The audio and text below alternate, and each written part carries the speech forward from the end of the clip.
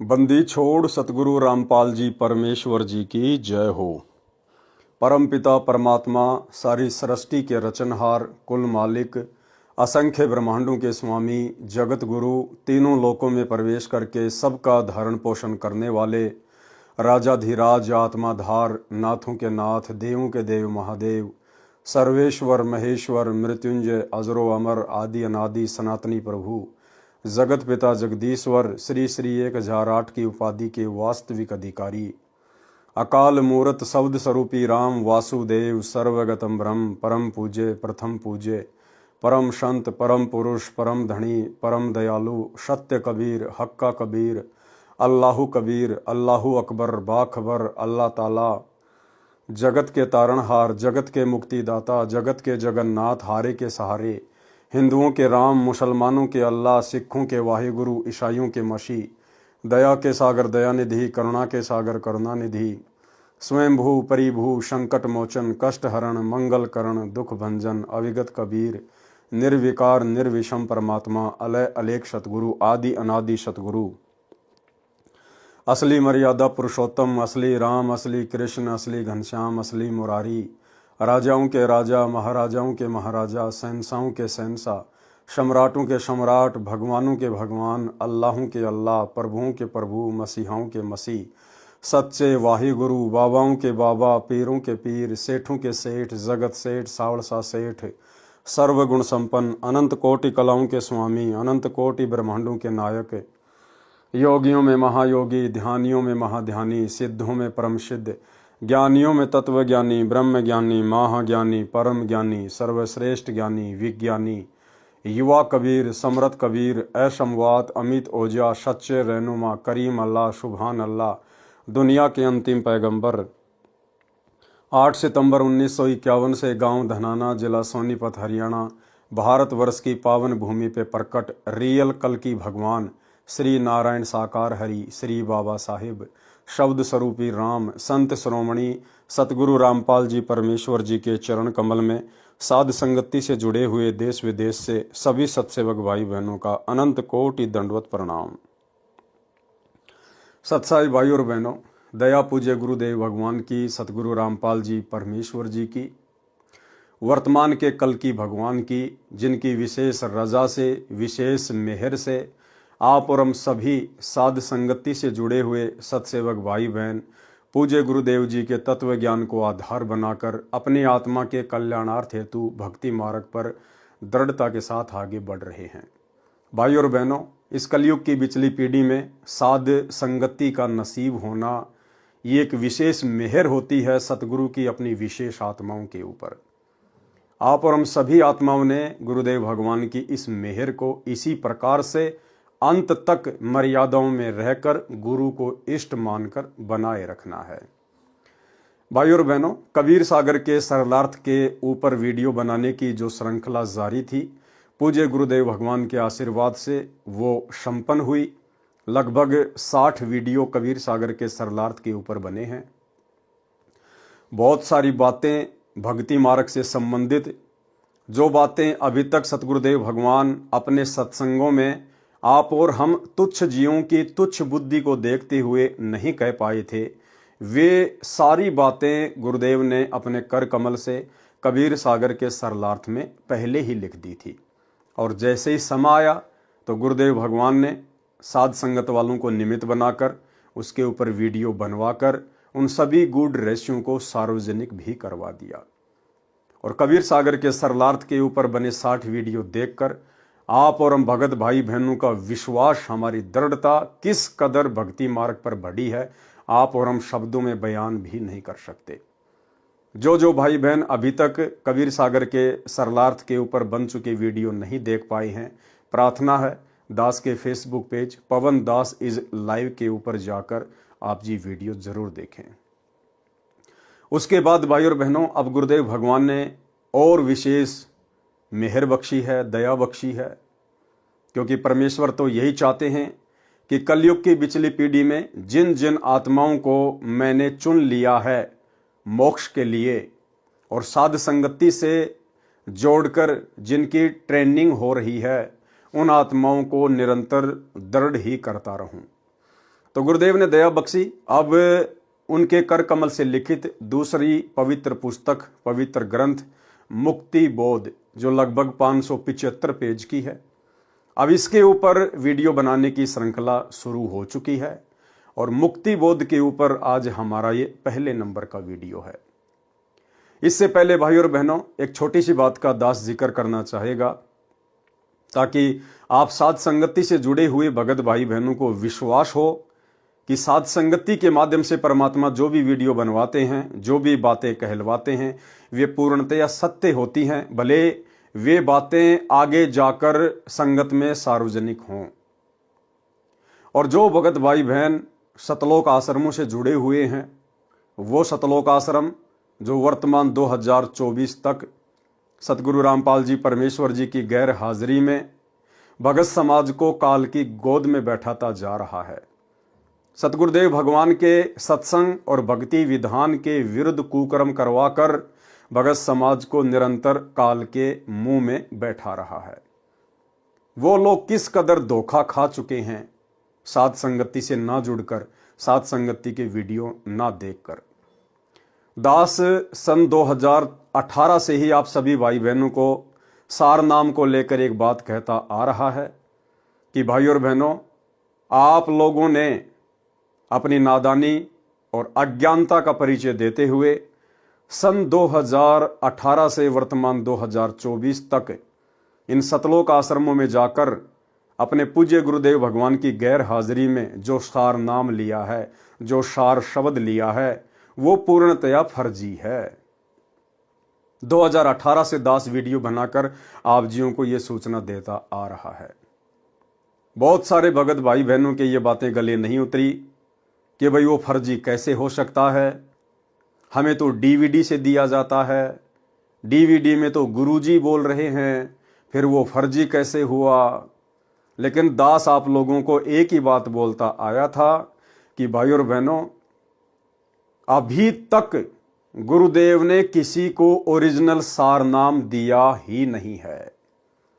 सार शब्द की तो आप बात ही छोड़ दीजिए, अभी तक संगत में कोई ओरिजिनल सार नाम के योग्य हुआ ही नहीं है।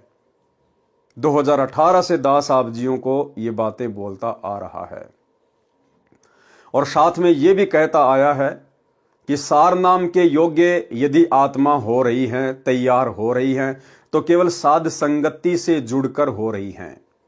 आने वाले समय में जब पूज्य गुरुदेव भगवान हिसार जेल से अपने मिशन को पूरा करके बाहर आएंगे, तो सर्वप्रथम ओरिजिनल सार नाम की दया अपने सत्सेवक बच्चों के ऊपर करेंगे। और वर्तमान में गुरुदेव भगवान ने डीवीडी में जो सार नाम अपने खुद की वीडियो में डाल रखा है, वो सार नाम ओरिजिनल नहीं है। वो सार नाम गुरुदेव ने केवल संगत की परीक्षार्थ उस वीडियो में डाल रखा है, उस डीवीडी में डाल रखा है। और अभी तक गुरुदेव भगवान ने जिन जिन आत्माओं को सन 1994 से लेकर बरवाला कांड 2014 तक आश्रमों में अपने मुख कमल से या डीवीडी से जो सार नाम दिया है, वो भी ओरिजिनल सार नाम नहीं है। क्योंकि आज वर्तमान में गुरुदेव के जेल जाने के बाद भी वही डीवीडी वाला सार नाम भगत समाज को दिया जा रहा है। लेकिन इन दोनों में फर्क बहुत ज्यादा है। गुरुदेव भगवान के आश्रम में रहते सहते सार नाम देना और गुरुदेव के जेल जाने के बाद उनके कलयुगी परिवार के द्वारा इन आश्रमों में सार नाम दिया जाना, इन दोनों बातों में बहुत ज्यादा अंतर है भाई और बहनों। सार नाम तो दोनों ही असली नहीं है, क्योंकि अभी तक गुरुदेव ने किसी को ओरिजिनल सार नाम देना ही नहीं था, अभी तक संगत में कोई योग्य ही नहीं था। लेकिन जिन जिन भाई बहनों ने 2014 बरवाला कांड से पहले पूज्य गुरुदेव भगवान से जो सार नाम लिया है, उन भगत भाई बहनों के लिए वो सार नाम जैसा ही काम करेगा यदि वे आत्माएं विश्वास के साथ उस नाम का जाप करेंगी तो। और जिन जिन भगत भाई बहनों ने 2014 के बाद गुरुदेव के जेल जाने के बाद में इन सतलोक आश्रमों में सार नाम लिया है, वो सार नाम ना ही तो काम करेगा और ना ही वो सार नाम ओरिजिनल कहा जाएगा। इसलिए आज का यह मेरा वीडियो उन भाई बहनों की आंखें खोलने के लिए है, विशेषकर जो भाई बहन गुरुदेव के जेल जाने के बाद में सारनाम ले चुके हैं, क्योंकि ये आप लोगों की परीक्षा थी। ये परीक्षा थी भगत समाज की। परमात्मा यही तो देखना चाहते थे कि 20 वर्षों से इन आत्माओं को मैंने जो ज्ञान दिया है, सन 1994 से लेकर 2014 तक, ये आत्माएं इस ज्ञान को कितना आधार बना पाई हैं, या अभी भी भेड़ चाल में देखा देखी में चलने की इनकी आदत बनी हुई है। तो 2014 बरवाला कांड के बाद जिन जिन भगत भाई बहनों ने सारनाम लिया है, वो भाई बहन आज का ये वीडियो देखकर, यदि आपको जरा भी अकल है, अगर जरा भी आपको गुरुदेव का तत्व ज्ञान समझ में आया है, आज ही और इसी वक्त वीडियो देखते ही पूज्य गुरुदेव भगवान से नाक रगड़कर अपने घर पर ही दंडवत प्रणाम करके क्षमा याचना मांग लेना और इस सारनाम के जाप को त्याग देना। केवल प्रथम नाम और शतनाम तक का ही जाप करें, जब तक गुरुदेव भगवान हिसार जेल से आकर आपको सारनाम ना दें। अन्यथा यह सारनाम आपके गले की हड्डी बनेगा, आपके गले की हड्डी। और ज्यादातर जिन जिन लोगों ने 2014 के बाद में सारनाम लिया है, ज्यादातर उन भगत भाई बहनों के लिए वो फर्जी सारनाम गले की हड्डी बन चुका है। घर घर में झगड़ा, घर घर में कहर, अकाल मौत, किसी भी प्रकार से कोई राहत वो सारनाम उन भगत भाई बहनों को नहीं दे रहा। जितनी अच्छी प्रकार से भक्ति वो सतनाम लेकर कर रहे थे, इन शतलोक आश्रमों से वो फर्जी सारनाम लेकर अब उनके प्रथम नाम की और शतनाम की भी वो भक्ति नहीं बन पा रही है, क्योंकि मर्यादा खंडित हो चुकी है। अविश्वास प्रदर्शित कर दिया आपने अपने गुरु के ऊपर। आपने अपने गुरुदेव भगवान के हिसार जेल से बाहर आने का तनिक भी इंतजार नहीं किया। ये आपका अपने गुरुदेव के प्रति अविश्वास को दर्शाता है, अविश्वास को। अब आपको बताएंगे कि वो सारनाम नकली कैसे है, क्यों दास पिछले 7 वर्षों से 6 वर्षों से उसको नकली बता रहा है। अब आपको पूज्य गुरुदेव भगवान के मुख कमल से, सतगुरु रामपाल जी परमेश्वर जी के मुख कमल से आपको सुनाएंगे कि जो सारनाम वर्तमान में उनके जेल जाने के बाद में भगत समाज को दिया है, वो सारनाम फर्जी है, ओरिजिनल नहीं है। अब वो सारनाम क्या है, ये भी तो आपको पता होना चाहिए। तो उन भगत भाई बहनों को तो पता चल जाएगा। अभी एक छोटा सा वीडियो मैं आपको दिखाऊंगा नितिन रायजादा का।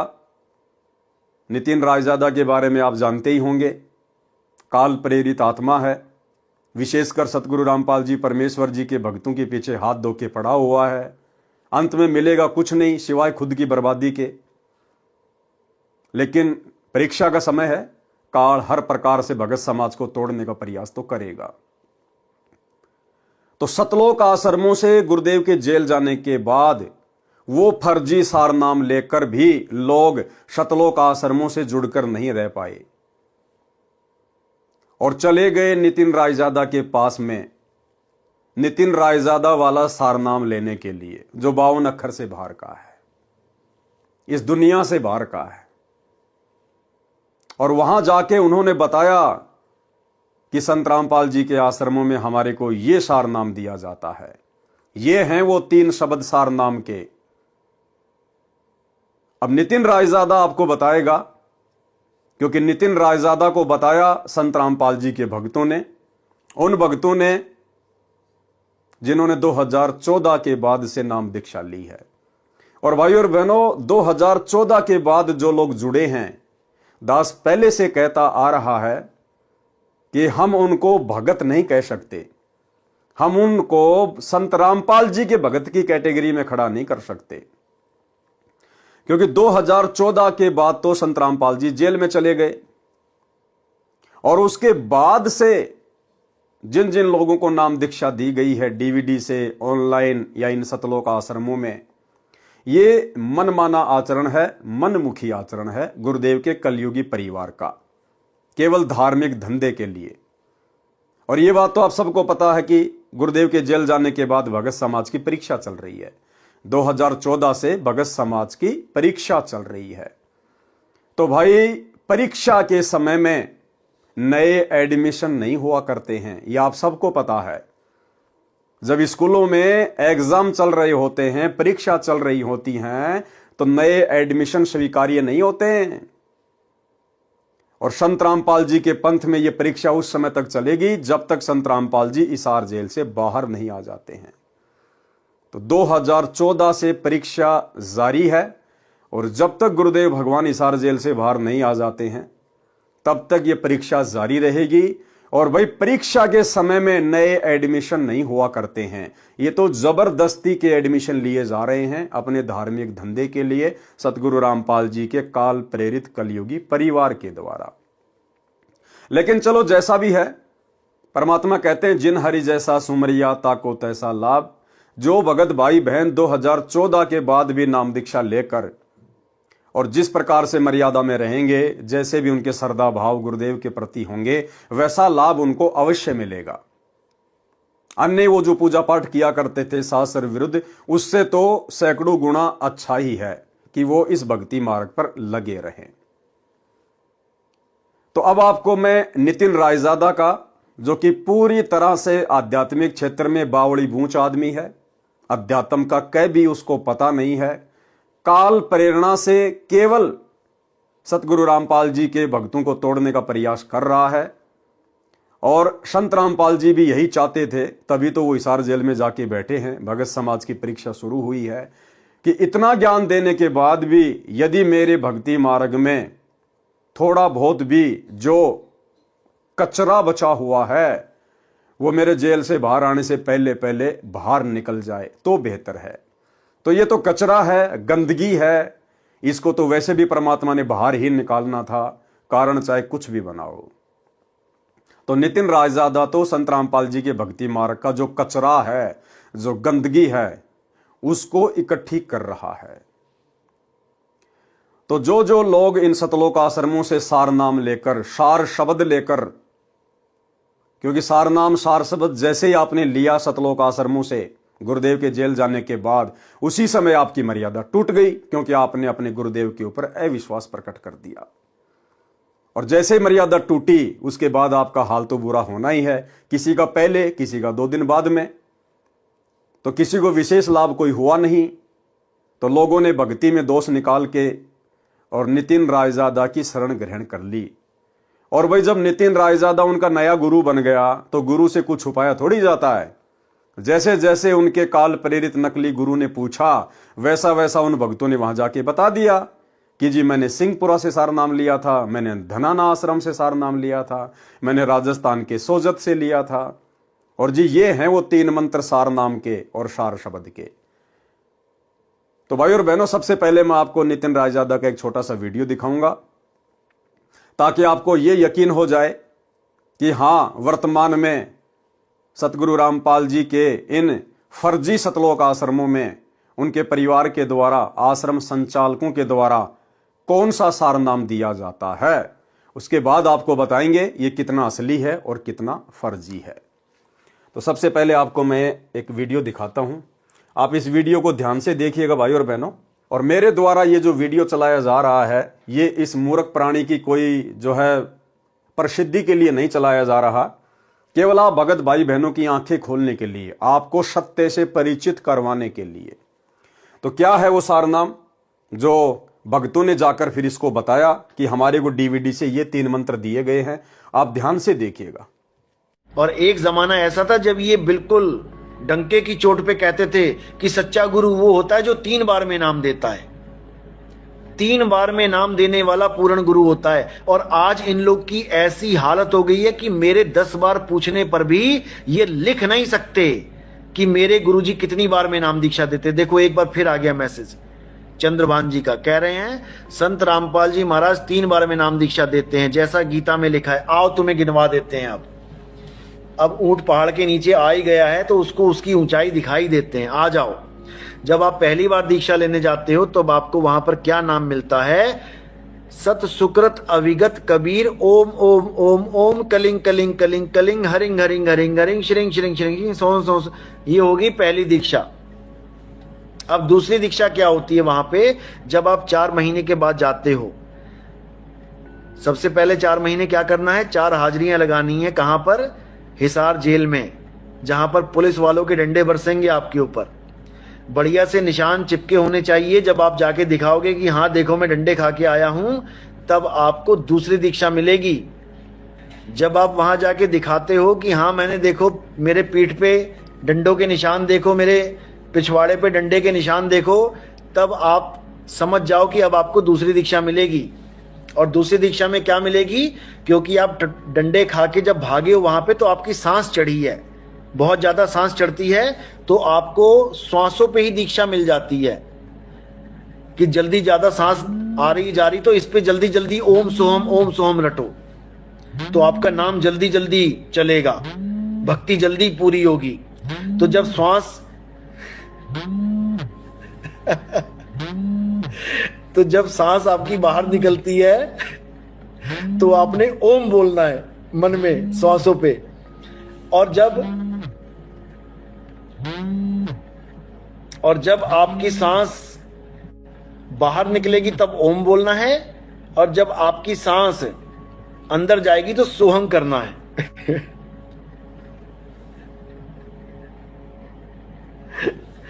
तो जब ओम सोहम चलेगा, तो ये आपकी दूसरी दीक्षा हो जाएगी। ओके, तो दूसरी दीक्षा हो गई ओम और सोहम की। अब जो तीसरी दीक्षा है वो क्या है, ओम सोहम के साथ इन्होंने फिट कर दिया है सत कबीर। अब आपकी नाम दीक्षा क्या चलेगी, ओम सोहम सत्य कबीर, ओम सोहम सत्य कबीर, ओम सोहम सत्य कबीर। अब ये हो गई आपकी तीसरी दीक्षा। ये तीसरा खेल है आपका। अब इसके बाद आपको दीक्षा नहीं मिलनी चाहिए, लेकिन आपसे दोबारा से एक फॉर्म और भरवाया जाता है। ये जो तीसरी दीक्षा मिली है इसका क्या नाम है, और दूसरी दीक्षा जो मिली उसका क्या नाम है, वो भी समझ लो। जो प्रथम दीक्षा मिली वो तो आपको पहली दीक्षा मिल गई, देवी देवताओं के नाम। जो दूसरी ओम सोहम की दीक्षा मिली वो है सतनाम, रामपाल जी का डुप्लीकेट सतनाम। और जो तीसरी दीक्षा मिली वो क्या है, वो है सार नाम। सार नाम में भी खेल खत्म नहीं हुआ अभी ये दीक्षाओं का। तीसरी दीक्षा के बाद आपको एक और फॉर्म भरवाया जाता है जिसको कहते हैं सार शब्द। अब सार शब्द में क्या देते हैं ये लोग, अच्छे से समझ लो। जो ओम सोहंग सत्य कबीर, ओम सोहंग सत्य कबीर चल रहा है, उसमें केवल आ का डंडा जोड़ देना है। क्योंकि वहां जेल के बाहर डंडे खा के आए हो ना, पहली दीक्षा के बाद डंडा जोड़ा गया ना, पहली दीक्षा के बाद भी डंडा जोड़ा जाता है और तीसरी दीक्षा के बाद भी डंडा ही जोड़ा जाता है।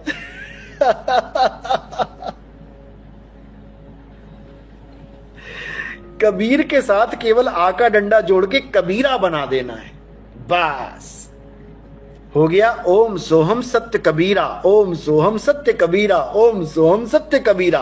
और उसके 1 लाख रुपए, क्योंकि डंडा लगाया है, 1 है ए का, उसके साथ 1 लाख रुपए देने पड़ते हैं। 1 लाख रुपए का संकल्प है सार शब्द की दीक्षा में। लेने जाओगे ना तब समझ में आएगा, अभी नहीं आता। लाख रुपया देने के बाद। तो भाई और बहनों, आपने वीडियो देखा। हमने इस बौड़ी बूंच आदमी की, काले एजेंट की और किसी बात पे ध्यान नहीं देना है। बाकी सब इसकी बकवास है। हमने केवल ध्यान ये देना है कि सतलोक आश्रमों से डीवीडी से सार नाम लेकर बरवाला कांड के बाद जो लोग इसके पास गए हैं, उन लोगों ने जाके बताया कि ये सार नाम है और ये सार शब्द है। और जिन जिन लाखों भगत भाई बहनों को सतलोक आश्रमों से सार नाम मिल चुका है, जो ये वीडियो देख रहे हैं, उनको भी अच्छे से पता है कि यही वो नाम है जो आपको इन आश्रमों में दिए जाते हैं। तो ये वीडियो मेरा दिखाने का केवल एक मकसद यही था कि आपको ये पता चल जाए कि वो मंत्र क्या है जो वर्तमान में इन सतलोक आश्रमों में दीक्षा के रूप में दिए जा रहे हैं। बाकी ये मंत्र मालूम हो जाने से, इन मंत्रों को देख लेने से या जाप कर लेने से किसी का मोक्ष नहीं है। ये मंत्र उस समय काम करेंगे अपना जिस समय आप अधिकारी से लेंगे, और अधिकारी आपको गुरुदेव भगवान ने असंख्यों बार बता दिया कि उनके अलावा इस पूरे ब्रह्मांड में आज के दिन और कोई नहीं है। जब तक हम पूज्य गुरुदेव जी से ये तीनों मंत्र प्राप्त नहीं करेंगे, विधिवत दीक्षा ग्रहण नहीं करेंगे, तब तक ये मंत्र मोक्ष में किसी प्रकार का कोई काम नहीं करेंगे, और इनको मनमुखी रूप से जपने का भी कोई फायदा नहीं है। तो आपको बस मंत्रों के बारे में मुझे बताना था कि वो मंत्र क्या हैं। अब भाई और बहनों, आपको आगे लेके चलता हूं। पूज्य गुरुदेव का एक छोटा सा वीडियो दिखाता हूं आपको। अभी परमात्मा ने लास्ट 71 नंबर का जो विशेष संदेश हिसार जेल से भेजा है, जिसमें परमात्मा ने मुसलमान धर्म की एक पुस्तक का जिक्र किया है, जिसमें एक आयत है, उसका गुरुदेव ने जिक्र किया है। और उसका जिक्र करते हुए गुरुदेव ने बताया कि मुसलमान धर्म की उस आयत में, सूरह अस-सूरा में, जो ऐन सीन काफ लिखा हुआ है, ऐन सीन काफ, उसके विषय में अनुवादकर्ता ने लिखा है कि इन 3 मंत्रों का अर्थ तो केवल अल्लाह ही जान सकता है, अल्लाह के अलावा और कोई भी नहीं बता सकता। और सतगुरु रामपाल जी ने बड़ी आसानी से उन तीनों के बारे में बता दिया, उस आयत के बारे में बता दिया कि इसका क्या अर्थ है, क्या इसका मतलब है, ये ऐन सीन काफ ये क्या है। तो आप सुनिए पूज्य गुरुदेव जी का ये छोटा सा वीडियो 3 मिनट का, ये बहुत ज्यादा इंपॉर्टेंट है। और यही 3 मिनट का गुरुदेव का वीडियो सारे भेद खोल देगा कि वर्तमान 2014 में गुरुदेव के जेल जाने के बाद इन सतलोक आश्रमों से जिन जिन भगत भाई बहनों ने सार नाम की दीक्षा ली है या सार शब्द की दीक्षा ली है, वो पूरी तरह से फर्जी है। तो अब हम सुनेंगे पूज्य गुरुदेव जी के मुख कमल से, सुनिएगा। अब आपको बताता हूं थोड़ा सा पाक कुरान मजीद। देखो इसमें क्या बताया है। एक चैप्टर है, उसका नाम है अस सूरा और संख्या नंबर है 42, यानी सूरत अस सूरा 42 आयत नंबर, श्लोक नंबर 1-2। आयत नंबर 1 पर प्रथम में लिखा है आ मीम। आ माने है, मीम माने मैं, है और मैं, ये 2 अक्षर अलग अलग, जैसे क ख ए, ऐसे है और मैं। फिर दूसरी आयत में लिखा है एन सीन काफ। जैसे हम पंजाबी सीखा करते थे, चौथी कक्षा शुरू हो जाती थी पहले पंजाबी, पंजाब ज्वाइंट था, हरियाणा और पंजाब एक थे। तो पंजाबी की हम जब वर्णमाला सीखा करते थे, उसमें कहते थे कक्खा गग्गा दद्दा गग्गा ईड़ा ऊड़ा सस्सा मम्मा, यानी कक्खा क, गग्गा ग, तथा तय, गद्दा द। तो कक्खा गग्गा क ख ग ऐसे सीखना पड़ता है। तो एन का अर्थ है ए, सीन का अर्थ है से, काफ का अर्थ है क। ये वर्णमाला है अरबी की, एन ए, सीन से, काफ क, ए से क। इसके अनुवादकर्ता ने, पाक कुरान के अनुवादकर्ताओं ने ये लिखकर छोड़ दिया है कि इन 2 आयतों का अर्थ तो अल्लाह ही जान सकता है। पाक कुरान के अनुवादकर्ताओं ने ये लिखकर छोड़ दिया है कि इन 2 आयतों का अर्थ तो अल्लाह ही जान सकता है।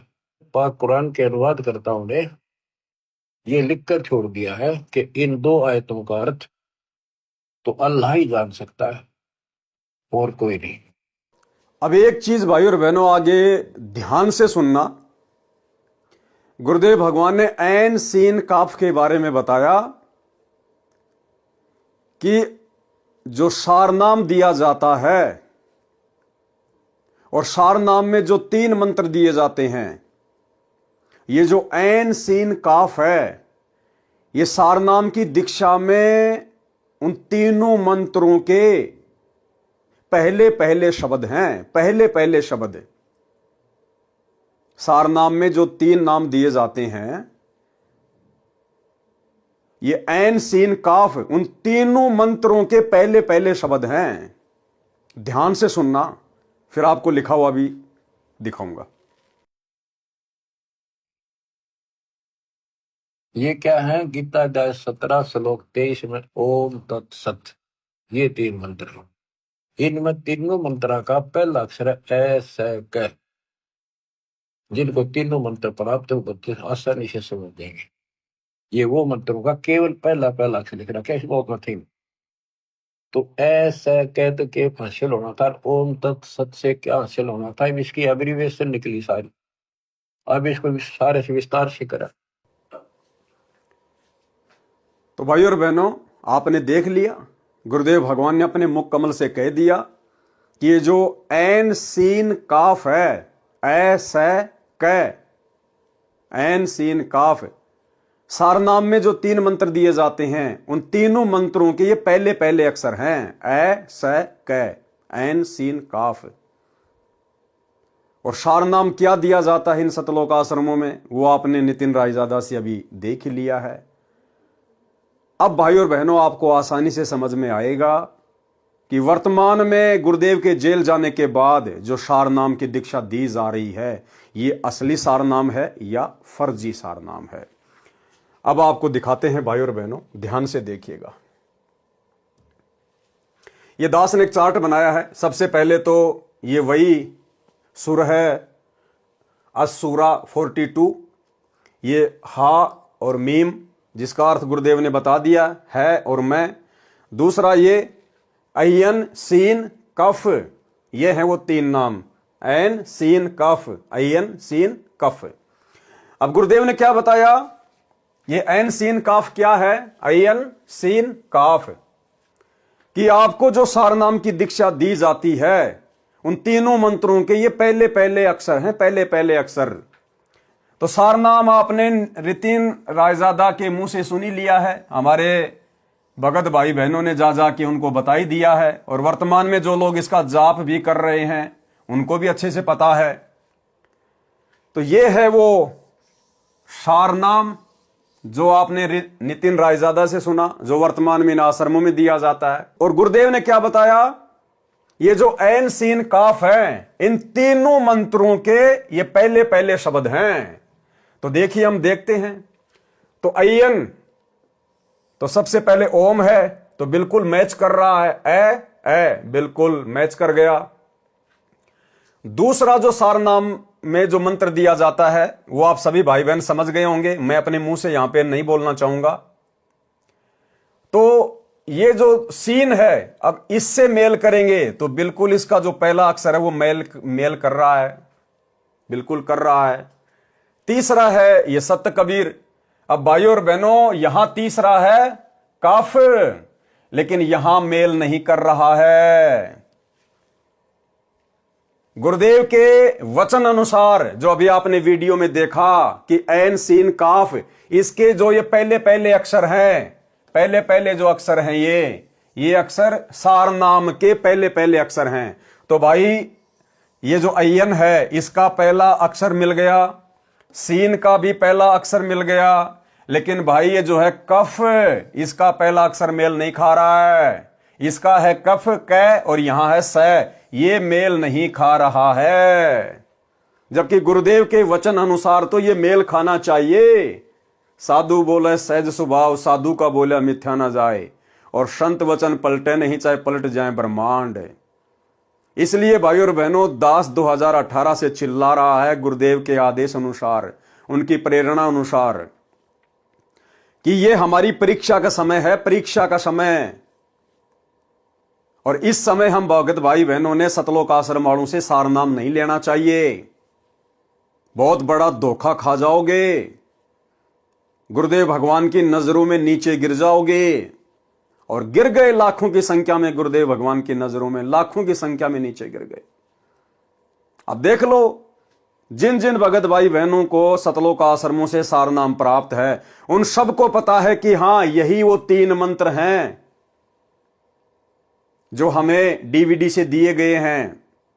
और गुरुदेव ने यह भी क्लियर कर दिया, अयन सीन काफ, इनके जो पहले पहले जो अक्षर हैं वो सार शब्द से मेल करने चाहिए, लेकिन नहीं कर रहे हैं। अब नहीं कर रहे हैं तो क्या हुआ? गलत हुआ भाई।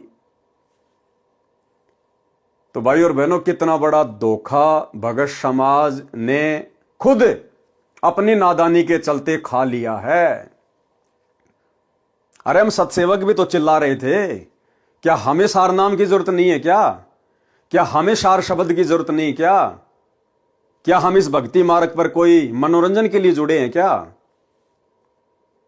लेकिन हमने गुरुदेव के ज्ञान को आधार बनाया, हमने गुरुदेव भगवान का इंतजार करना उचित समझा कि यह भक्ति मार्ग है। अरे वो सार नाम, जिस सार नाम के लिए परमात्मा ने धर्मदास जी को जिंदा समाधि दे दी, वो कितनी अनमोल वस्तु होगी। और ऐसी अनमोल वस्तु क्या सतगुरु रामपाल जी अपने कलयुगी परिवार के हाथों में एक 15 रुपए की डीवीडी में डालकर आलू टमाटर की तरह बांटने के लिए देकर चले जाएंगे? और वो सतलोक आश्रम मैनेजमेंट हरियाणा, जिनके कुकर्मों के चलते, जिनकी मनमानी हरकतों के चलते, काल प्रेरणा के चलते भी ये बरवाला कांड 2014 हुआ। परमात्मा जिन लोगों की रग रग से वाकिफ थे, ऐसे लोगों को परमात्मा वो अनमोल जड़ी बूटी देगा जो लोग खुद अभी प्रथम नाम दीक्षा के योग्य नहीं है। प्रथम नाम दीक्षा के भी ना गुरुदेव का परिवार, ना कोऑर्डिनेटर, ना आश्रम संचालक, आज 2024 तक ये लोग प्रथम नाम दीक्षा के भी योग्य नहीं हैं। और वो सार नाम जिसको देने के लिए परमात्मा सतलोक से चलकर स्वयं आता है, वो सार नाम ऐसे इन 2 कोटि के जीवों के हाथों में देगा परमात्मा, जिन्होंने अपनी मनमानी हरकतों के चलते अपने गुरु भगवान को हिसार जेल में बैठने को मजबूर कर दिया। इसलिए हम सत्सेवक भाई बहन चिल्ला रहे थे कि ये सार नाम ओरिजिनल नहीं है। हां, भले ही गुरुदेव ने अपना वीडियो बनाकर डीवीडी में डाल दिया, लेकिन भगत समाज की परीक्षा के लिए गुरुदेव ने जिन जिन लोगों को यह नाम दिया है हिसार जेल जाने से पहले, भाई उनको तो विश्वास के साथ इसी को सार नाम समझकर जाप करते रहना चाहिए। यदि उन लोगों के मन में जरा भी दोष पैदा हो गया मेरे इस वीडियो को देखकर, तो आप लोग ना घर के रहेंगे ना घाट के रहेंगे। आप लोगों को कोई शंका नहीं करनी चाहिए, क्योंकि आपको तो आपके गुरु ने दिया है, आपके भगवान ने दिया है। और गुरु भगवान चाहे जो मर्जी मंत्र दे दे, जो मर्जी नाम दे दे, अगर गुरु ने दिया है तो आपके लिए वो सार नाम ही है, सार शब्द ही है। आपने तो केवल मर्यादा में रहकर विश्वास के साथ में जो विधि आपके गुरु ने बताई, आपने तो केवल सुमरण करना है। आप लोगों ने दोष नहीं पालना अपने मन में। ये गलती कर दी उन लोगों ने जिन्होंने इस परीक्षा के समय में 2014 के बाद में यह सार नाम ले लिया है। यह उन लोगों की सबसे बड़ी गलती है। तो भाई और बहनों, हाथ कंगन को आरसी क्या, पढ़े लिखे को फारसी क्या। जैसा गुरुदेव भगवान ने बताया, दास ने एज इट इज आपको वैसा ही प्रैक्टिकल करके दिखा दिया। और यही वो 3 मंत्र हैं। ये है सतनाम, इसके आगे 2 शब्द और हैं, आप सभी भाई बहनों को अच्छे से पता है। तो बिल्कुल एन से ये मैच कर रहा है, आईएन से मैच कर रहा है। ये पहला अक्षर ए, इसका भी पहला अक्षर है। सीन, इसका पहला अक्षर स, इसका भी पहला अक्षर स। और ये कै, भाई इसका पहला अक्षर मेल नहीं खा रहा, पहला अक्षर यहां पर स आ रहा है और यहां कै, इसलिए ये ओरिजिनल सार नाम नहीं है। इसलिए भाई और बहनों, विनती करूंगा, प्रार्थना करूंगा, अभी भी समय है। जो भगत भाई बहन लाखों की संख्या में काल के शिकार हो चुके हैं, काल के षड्यंत्र के शिकार हो चुके हैं, जिन्होंने गुरुदेव के जेल जाने के बाद में अपनी नादानी दिखाई, अपनी अज्ञानता दिखाई और जल्दबाजी में, देखा देखी में, और पहुंच गए सतलोक आश्रमों में लेके अपने नाम दीक्षा का फॉर्म। जिन जिन भाई बहनों ने ये फर्जी सारनाम शतलोक आश्रम मैनेजमेंट हरियाणा से लिया है, गुरुदेव के जेल जाने के बाद लिया है, उन आत्माओं को अभी भी मौका है, अन्यथा आप लोगों की जो दुर्गति होगी वो शायद ही किसी और की होगी। क्योंकि आपने सबसे बड़ा विश्वासघात किया अपने गुरुदेव के साथ, सबसे बड़ा विश्वासघात। अरे कौन दे सकता है सारनाम? इस धरती पर तो कोई प्रथम नाम देने का भी अधिकारी नहीं है, प्रथम नाम देने का अधिकारी भी वो भी परमात्मा ने स्वयं माना पड़ता है। और सार नाम, सार शब्द, और आप लोगों ने अपने जैसे 2 कोड़ी के जीवों से ले लिया। फिर भगवान क्यों आया धरती पे? अरे जब सार नाम सार शब्द भगत ही भगत को दे रहा है तो भगवान क्या भेड़ बकरियां चराने आया यहां पर सतलोक से? जरा भी दिमाग नहीं लगाया तुम लोगों ने। ये थी परीक्षा, अभी भी समय है। गुरुदेव भगवान से नाक रगड़ रगड़ के अगर बात समझ में आई है तो अपने घर पर ही नाक रगड़ रगड़ के गुरुदेव से समायाचना कीजिए, रो रो के, कि परमात्मा नादान हूं, ये बंदी छोड़, 2 कोड़ी का तुच्छ जीव हूं मालिक, क्षमा करना, पापी आत्मा हूं, बंदी छोड़, बहुत बड़ी गलती हो गई, आगे से ध्यान रखूंगा परमात्मा। और आज ही मैं इस सार नाम का जाप करना छोड़ रहा हूं, केवल प्रथम नाम और शतनाम का ही स्मरण करूंगा। और गुरुदेव जब तक आप हिसार जेल से बाहर नहीं आ जाते हैं अपनी लीला पूरी करके, तब तक मैं किसी भी सतलोक आश्रम में नहीं जाऊंगा, कहीं भी ज्योति पाठ और दान का पैसा नहीं दूंगा, किसी के भी बहकावे में नहीं आऊंगा। सात संगति से जुड़कर अपने घर को आश्रम बनाकर, ज्ञान को आधार बनाकर अपनी भक्ति करूंगा। हो सकता है परमात्मा आपकी सुन ले, बाकी दूसरा कोई चारा नहीं है। भाई और बहनों, गलतफहमी में ना रहना। हवा निकल गई है हजारों की संख्या में उन भगत भाई बहनों की, दुर्गतियां हो रही हैं जिन्होंने ये फर्जी सार नाम ले लिए। तो ये आप लोगों को दिखाना था, उम्मीद करूंगा बात समझ में आ गई होगी। अब भाई और बहनों, हम आगे बढ़ते हैं आज के अपने मुख्य टॉपिक के ऊपर। पवित्र ग्रंथ मुक्ति बोध जो पूज्य गुरुदेव जी ने अपने कर कमल से लिखी है, आप और हमारे सामने है, आप और हमारे हाथों में है। आज इसका ये पहला वीडियो हम गुरुदेव भगवान के विशेष आशीर्वाद से बनाने जा रहे हैं। और भाई और बहनों, कोई भी धर्म ग्रंथ होता है, कोई भी पुस्तक होती है, शुरुआत के 2, 4, 5 वीडियो केवल उसकी भूमिका बनाते हैं, केवल भूमिका। जैसे हम लोग पहले फिल्में देखा करते थे 3 घंटे की, तो आधी घंटे की तो भूमिका बनती थी, कुछ विशेष समझ में नहीं आता था। इसी प्रकार से कोई भी ग्रंथ, कोई भी पुस्तक होती है, शुरुआत में 10, 15, 20, 25 उसके जो पेज होते हैं वो एक प्रकार से भूमिका होती है। आप लोगों को बताया जाता है कि ये किस संदर्भ में है, कौन कौन इसके पात्र हैं, क्यों ये पुस्तक लिखी गई है। लेकिन ये पवित्र ग्रंथ मुक्ति बोध, ये आदरणीय गरीबदास जी महाराज जी का जो सदग्रंथ साहिब है, जिसमें 24,000 वाणियां हैं, ये उन वाणियों के सरलार्थ को लेकर है। यानी हमारे मतलब की जो वाणियां हैं, उन वाणियों को निकालकर, उन विषयों को निकालकर सतगुरु रामपाल जी ने आप और हमारे लिए, भगत समाज के लिए, ये पवित्र ग्रंथ अपने कर कमल से लिखकर हमें दिया है। और इसमें सबसे पहले आदरणीय गरीबदास जी महाराज जी की महिमा है, उनके विषय में लिखा हुआ है। वे कौन थे, कहाँ के रहने वाले थे, कैसे उनको परमात्मा मिले, परमात्मा मिलने के बाद उन्होंने आध्यात्मिक क्षेत्र में क्या किया, तो ये उनके विषय में है। चूंकि भाई और बहनों, गुरुदेव भगवान के कर कमल से लिखित है और महापुरुषों की जीवनी पर है, इसलिए इस पवित्र ग्रंथ को पढ़ने और सुनने से भी हम ढेर सारे पुण्य के भागी बनते हैं। और जितना हम इन महापुरुषों की जीवनी को पढ़ेंगे, हमें उतना ही फायदा है, उतना ही लाभ है। तो इस पवित्र ग्रंथ में कुछ एक बातें वहीं आएंगी शुरुआत में, जो बातें अन्य गुरुदेव के कर कमल से लिखित पुस्तकों में गुरुदेव ने लिखी हुई हैं, जिनके ऊपर हम वीडियो बना चुके हैं। तो हम भगत भाई बहनों ने उसी जोश और उसी उमंग के साथ में इनको पढ़ना है, क्योंकि हमारे पूज्य गुरुदेव जी के कर कमल से लिखी हुई है। फिर जैसे जैसे हम आगे बढ़ेंगे, 4, 5, 6 वीडियो में आगे बढ़ेंगे, उसके बाद भाई और बहनों, परमात्मा ने अनमोल खजाना आप और हमारे अंदर इतना दृढ़ विश्वास पैदा हो जाएगा, अगर ब्रह्मा विष्णु महेश भी आकर हमें डगमग करने का प्रयास करें तो मुंह की खा के जाएंगे। फिर ये छोटे मोटे काल के एजेंट, भला इनकी तो औकात ही क्या है, जिनके चक्कर में सतलोक आश्रमों से फर्जी सार नाम सार शब्द लेकर लोग अपने जीवन का सत्यानाश करवाने के लिए जा रहे हैं। तो अब हम शुरुआत करते हैं पूज्य गुरुदेव भगवान के कर कमल से लिखित इस पवित्र ग्रंथ से। मुक्ति बोध निवेदन। इस पवित्र पुस्तक मुक्ति बोध में संत गरीबदास जी के अमर ग्रंथ के सरलार्थ से कुछ अंग लिखे हैं जो भिन्न पुस्तक बनाई है। इसमें संत गरीबदास जी के अमर ग्रंथ के सरलार्थ की एक झलक है। दूसरे शब्दों में सरलार्थ का नमूना यानी सैंपल है।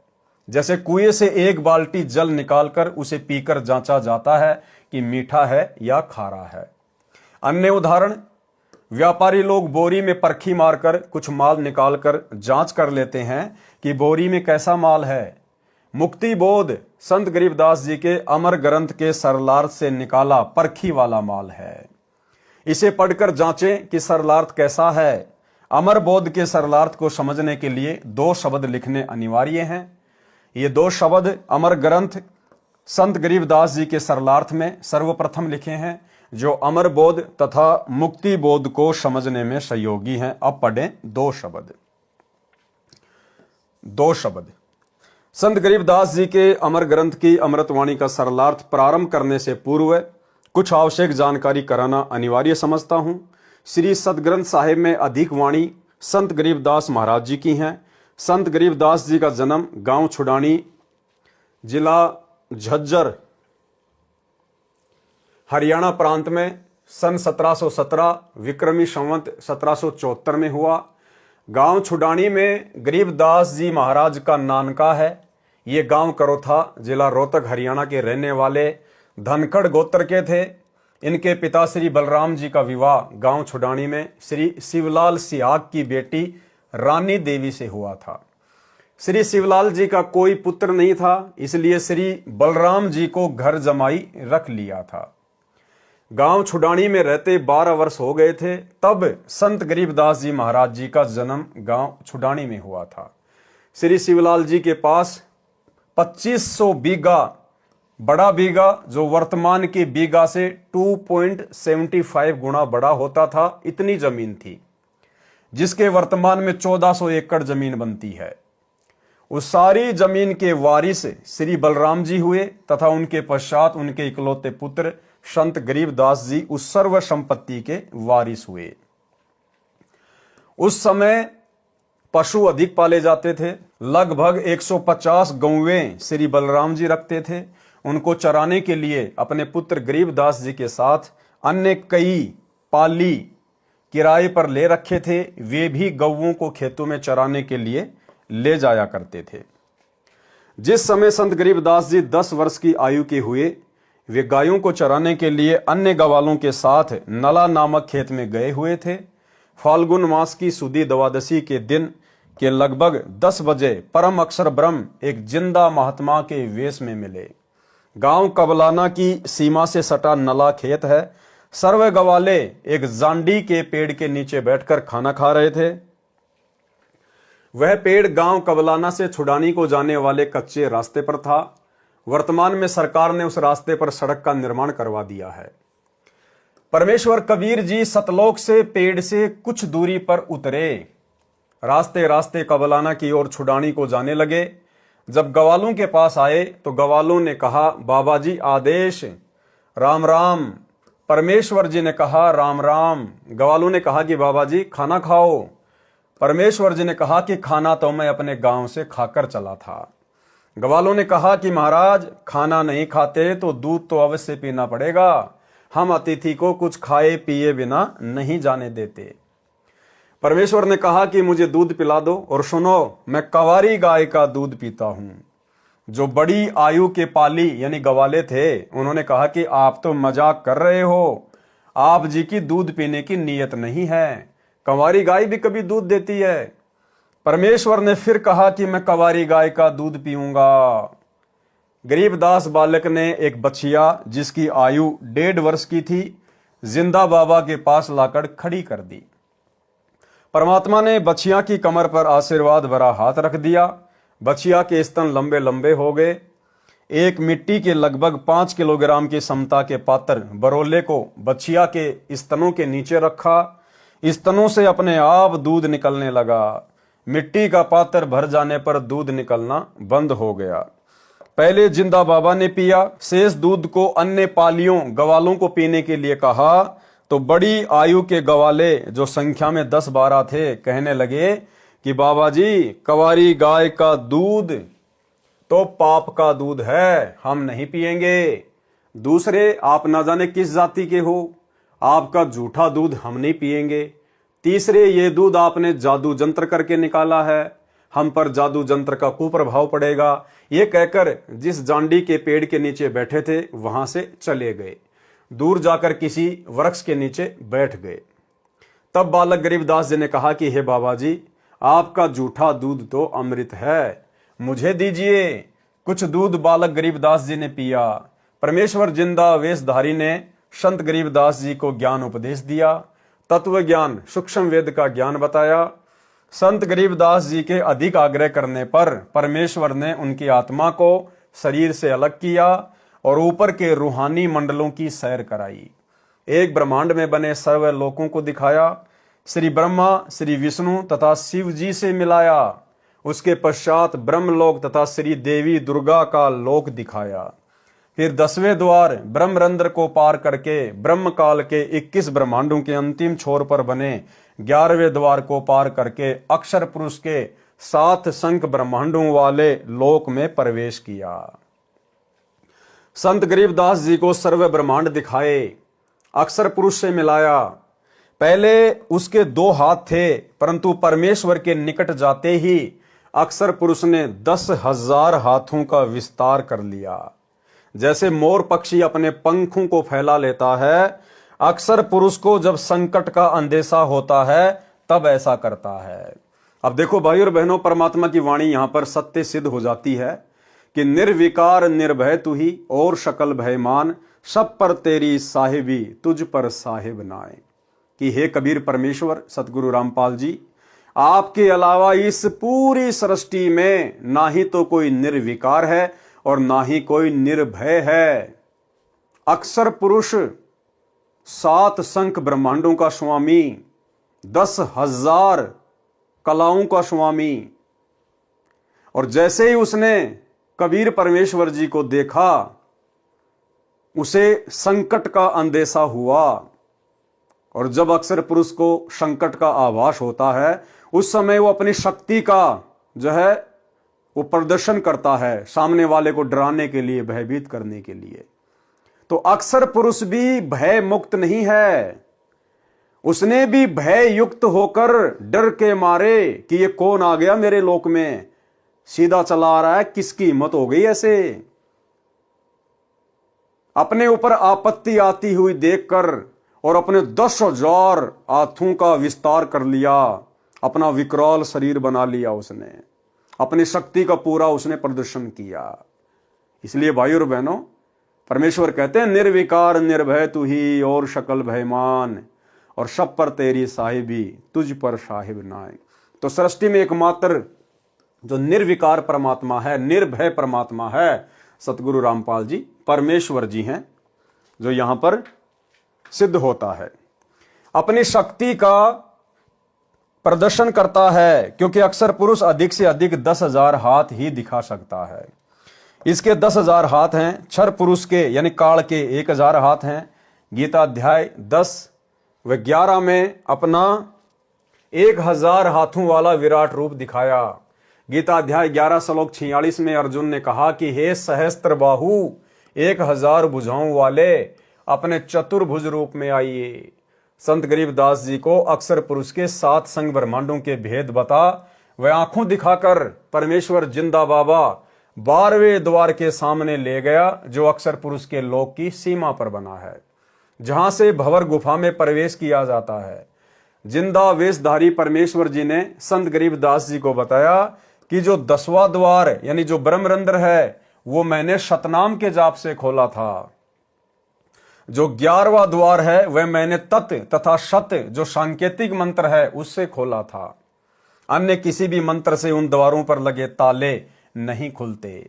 अब ये 12वां द्वार है, ये मैं सत शब्द यानी सार नाम से खोलूंगा। हालांकि भाई और बहनों, परमेश्वर को किसी भी मंत्र का जाप करके ये द्वार खोलने की आवश्यकता नहीं होती है, क्योंकि परमेश्वर सर्वशक्तिमान होते हैं।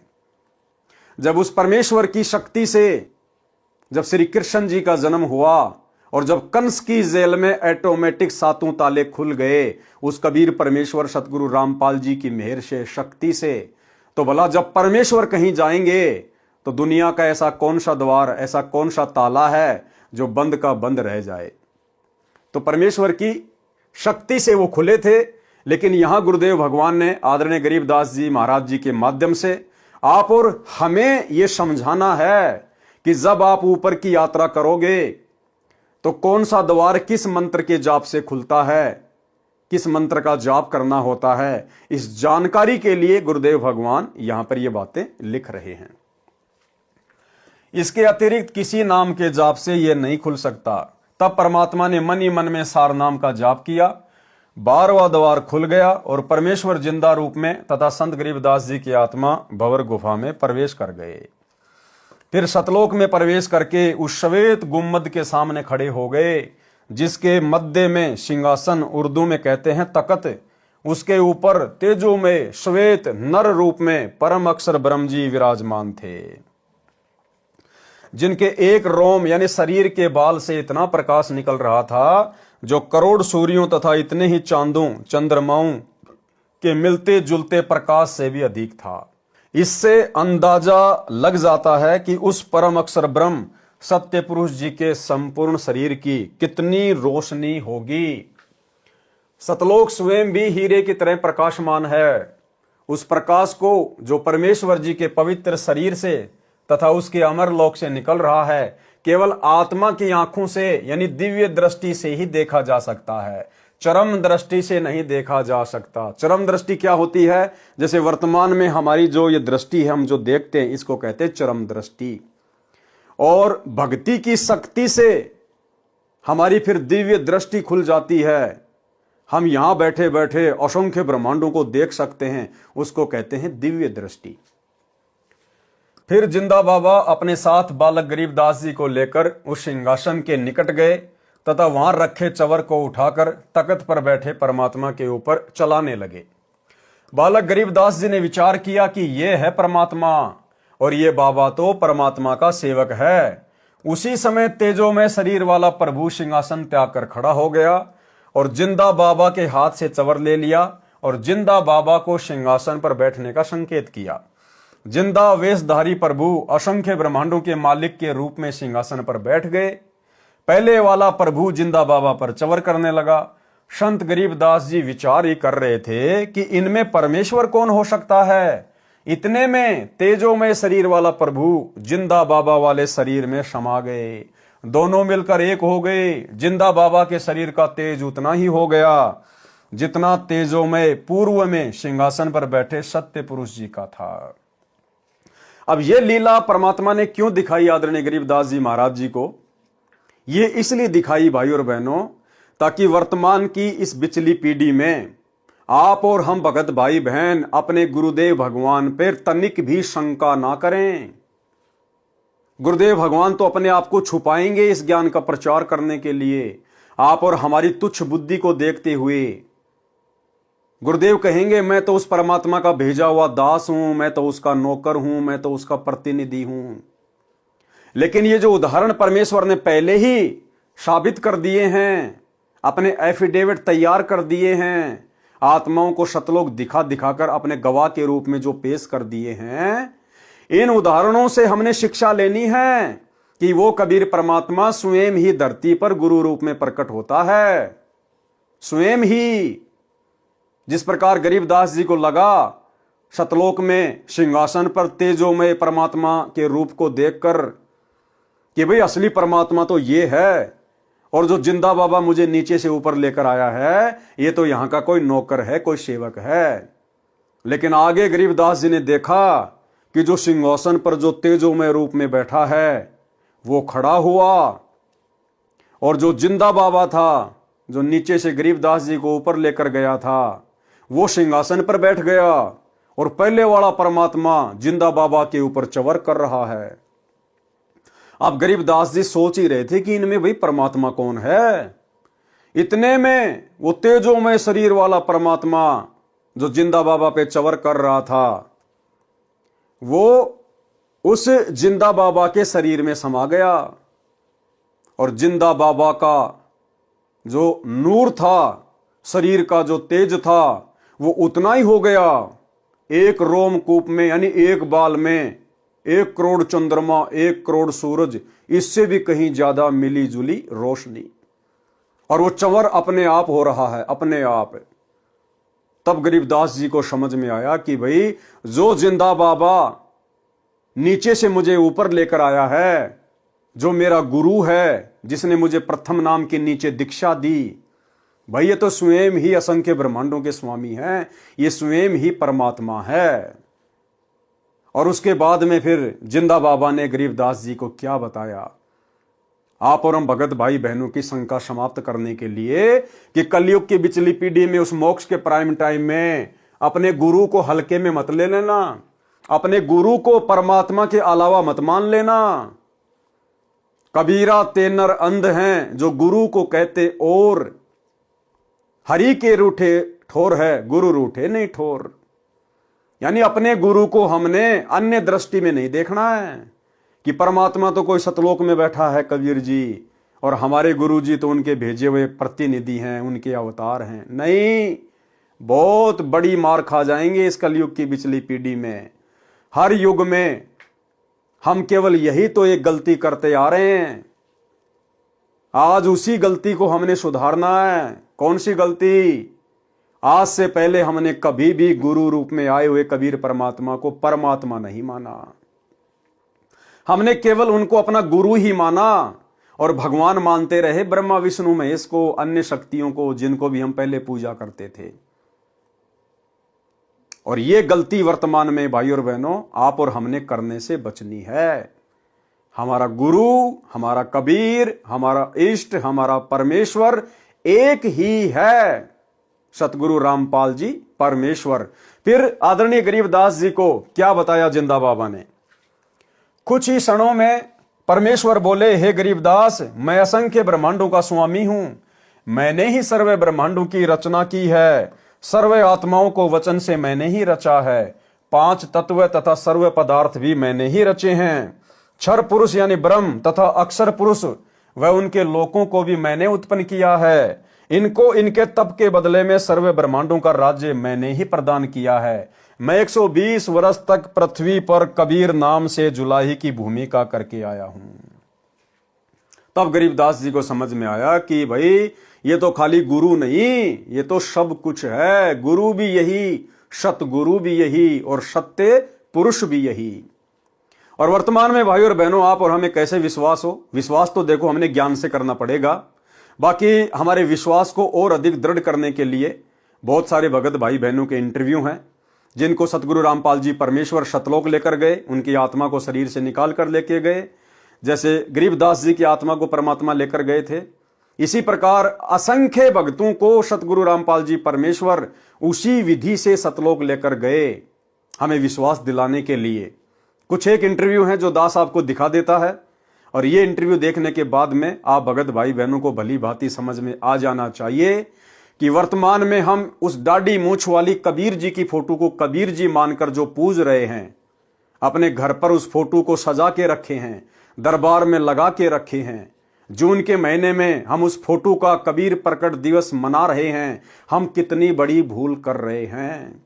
हम अपने गुरु को कबीर क्यों नहीं मान पा रहे? तो ये 2-3 इंटरव्यू छोटे छोटे हैं, जैसे ही आप इनको सुनोगे हो सकता है आपको विश्वास हो जाए।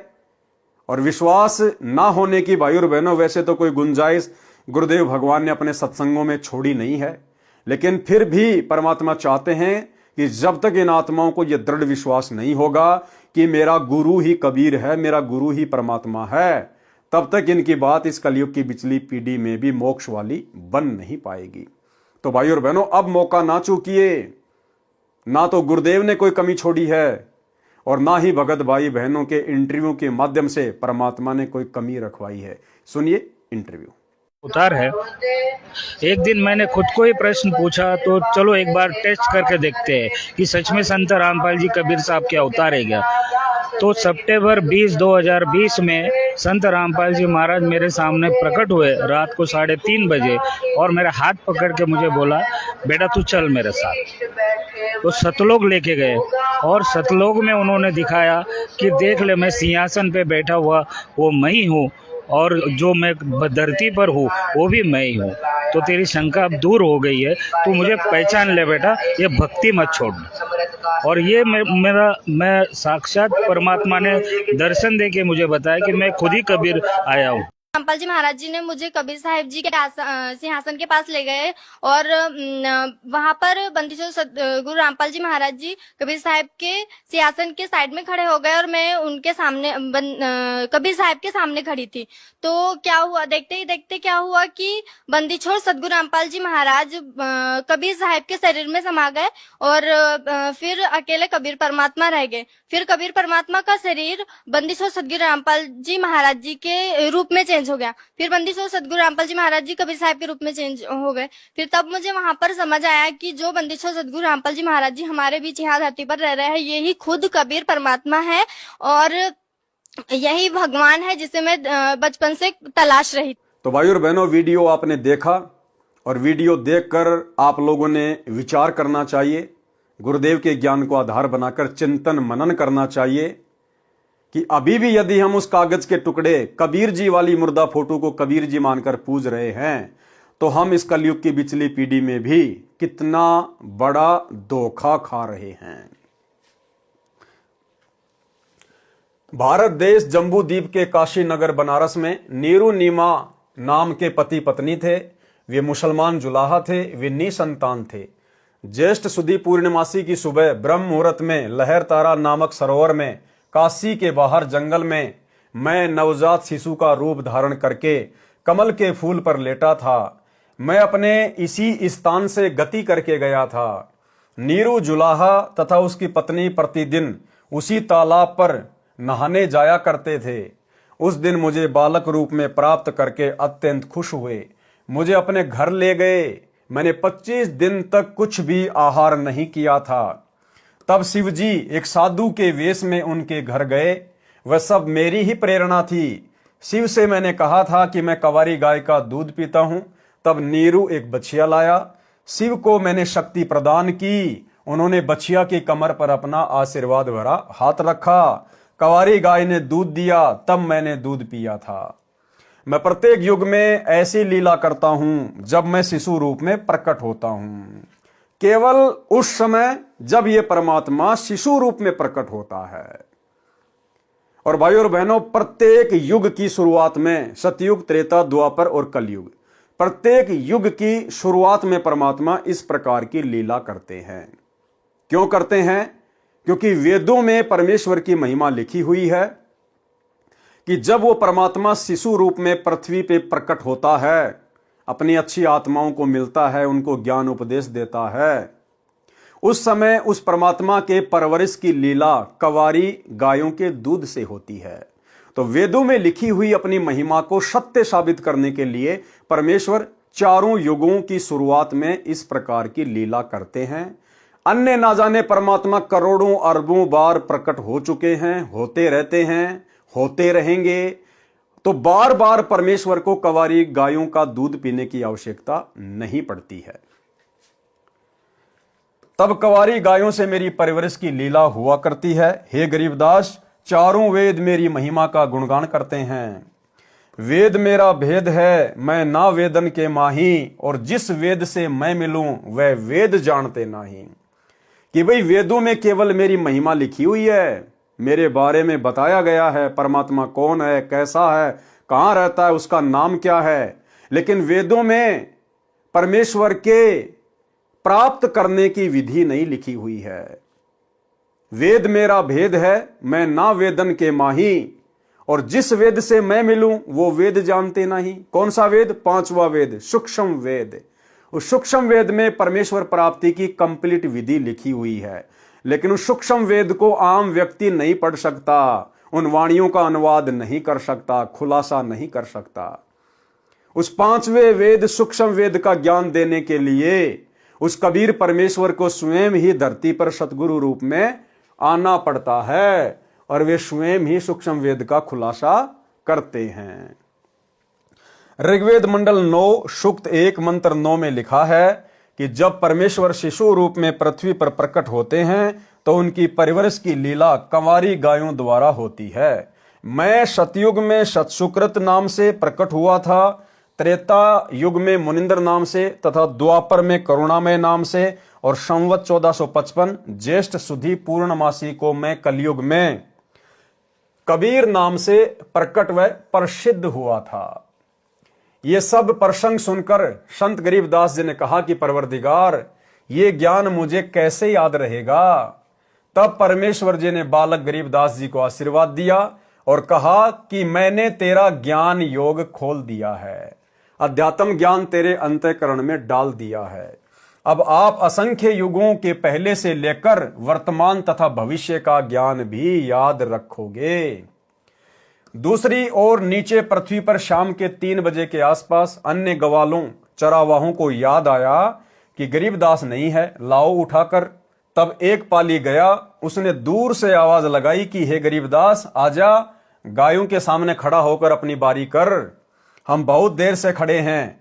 भगत गरीबदास जी नहीं बोले और ना उठे, क्योंकि पृथ्वी पर तो केवल शरीर था, जीव आत्मा तो ऊपर के मंडलों की सैर कर रही थी। उस पाली ने निकट जाकर हाथ से शरीर को हिलाया तो शरीर जमीन पर गिर गया। पहले सुखासन पर स्थिर था। गवाले ने देखा तो बालक गरीबदास जी को मृत पाया। उसने शोर मचाया, अन्य गवाले दौड़े आए। उनमें से एक गांव छुडानी की ओर दौड़ा। छुडानी गांव से गांव कबलाना के रास्ते पर वह जांडी का वृक्ष था, जिसके नीचे परमेश्वर जी जिंदा रूप में गरीबदास जी तथा अन्य पालियों के साथ बैठे थे। गांव कबलाना की सीमा के साथ वह खेत सटा हुआ था जो छुडानी गांव का है, जो गरीबदास जी का अपना ही खेत था। वह स्थान गांव छुडानी से 1.5 किलोमीटर दूर है। गांव छुडानी में जाकर उस पाली ने गरीबदास जी के पिता, माता, नाना, नानी को सब हाल बताया कि एक बाबा ने कंवारी गाय का दूध जादू जंत्र करके निकाला। वह दूध हमने तो पिया नहीं, बालक गरीबदास जी ने पी लिया। हमने अभी देखा तो वह मर चुका है। बच्चे के शव को चिता पर रखकर अंतिम संस्कार की तैयारी कर दी। उसी समय परमेश्वर जी ने कहा, हे गरीबदास आप नीचे जाओ, आपके शरीर को नष्ट करने जा रहे हैं। संत गरीबदास जी ने नीचे देखा तो ये पृथ्वी लोक सत्यलोक की तुलना में नरक लोक के समान दिखाई दे रहा था। संत गरीबदास जी ने कहा, हे प्रभु मुझे नीचे मत भेजो, यहीं पर रख लो। और एक सत्संग में भाइयों और बहनों पूज्य गुरुदेव जी ने बताया, सतलोक की तुलना इस गंदे पृथ्वी लोक से की कि एक सूअर वो सारा दिन क्या करता है, गंदी नाली में नाक रगड़ता रहता है, बिष्टा खाता है। और उस सूअर की आत्मा को यदि एक दिन के लिए किसी राष्ट्रपति या प्रधानमंत्री के शरीर में प्रवेश करा दिया जाए और सारा दिन वो क्या क्या सुख भोगेगा, 5 स्टार होटल में खाना खाएगा, एरोप्लेन में यात्रा करेगा, दुनिया भर की सिक्योरिटी होगी, दुनिया भर के नौकर होंगे, और शाम को उसे कहा जाए कि हे जीवात्मा अब आप राष्ट्रपति के शरीर को त्याग कर वापस अपने सूअर वाले शरीर में जाएं, तो भाई और बहनों क्या वो आत्मा वापस सूअर के शरीर में जाने को सहर्ष तैयार हो जाएगी? 100 बार हाथ जोड़ेगी, विनती करेगी कि ये प्रभु मुझे तो इसी के शरीर में रख लो, मुझे तो यहीं रख लो। ये प्रभु जो आनंद यहां है वहां तो सौपन में भी नहीं है। तो भाई और बहनों इसी प्रकार गरीबदास जी के माध्यम से परमेश्वर आप और हमें समझा रहे हैं कि हम जिस गंदे लोक में यहाँ के सुखों को सुख मान के और बिल्कुल स्थिर होके बैठे हैं, सतलोक की तुलना में तो नरक लोक है, नरक गंदगी का ढेर। संत गरीबदास जी ने कहा, हे प्रभु मुझे नीचे मत भेजो, यहीं पर रख लो। तब सत्य पुरुष कबीर जी ने कहा कि आप पहले भक्ति करोगे, जो साधना मैं तुझे बताऊंगा उस भक्ति की कमाई यानी शक्ति से फिर यहां स्थायी यानी परमानेंट स्थान प्राप्त करोगे। सामने देख, वह तेरा महल है जो खाली पड़ा है, सर्व खाद्य पदार्थ भरे पड़े हैं। नीचे पृथ्वी पर वर्षा होगी तो अन्न होगा, कितनी मेहनत करनी पड़ती है, यहां जैसे पदार्थ पृथ्वी पर है ही नहीं। आप नीचे जाओ, प्रथम मंत्र मैंने तुझे दे दिया है, फिर सतनाम भी तुझे प्रदान करके आऊंगा। ये सतनाम 2 अक्षर का होता है, एक ओम अक्षर, दूसरा तत्, ये सांकेतिक है। फिर कुछ समय उपरांत तुझे सार नाम दूंगा। इन सर्व नामों, प्रथम नाम, दूसरा नाम तथा तीसरे नाम की साधना करके ही तू यहां आ सकेगा। मैं हरदम भगत के साथ रहता हूं, तू चिंता मत करना। अब आप शीघ्र जाइए। क्या कह रहे हैं गुरुदेव कि मैं हमेशा भगत के साथ रहता हूं। यानी भाई और बहनों, नाम दीक्षा लेने के बाद में हम भगत भाई बहनों ने कहीं भी फालतू में धक्के खाने की आवश्यकता नहीं पड़नी चाहिए। नाम दीक्षा लेने के बाद भगत के केवल 2 ही ठिकाने होते हैं। पहला ठिकाना है उसका अपना घर जहां उसका परिवार रहता है, और दूसरा ठिकाना है आश्रम जहां उसका गुरुदेव भगवान रहता है। लेकिन उन आश्रमों में केवल उसी समय जाना चाहिए जब उसके पूज्य गुरुदेव भगवान सह शरीर उन आश्रमों में विराजमान हो, अन्यथा जैसा उसका घर वैसा उसका आश्रम। मैं हरदम भगत के साथ रहता हूं, तो चिंता मत करना। अब आप शीघ्र जाइए। इतना कहकर परम अक्षर पुरुष जी ने संत गरीबदास जी के जीव को शरीर में प्रवेश कर दिया।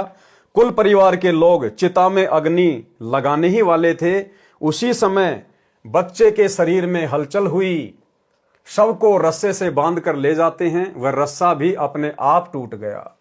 संत गरीबदास जी उठकर बैठ गए, चिता से नीचे उतरकर खड़े हो गए। उपस्थित गांव के व परिवार के व्यक्तियों की खुशी का ठिकाना नहीं रहा।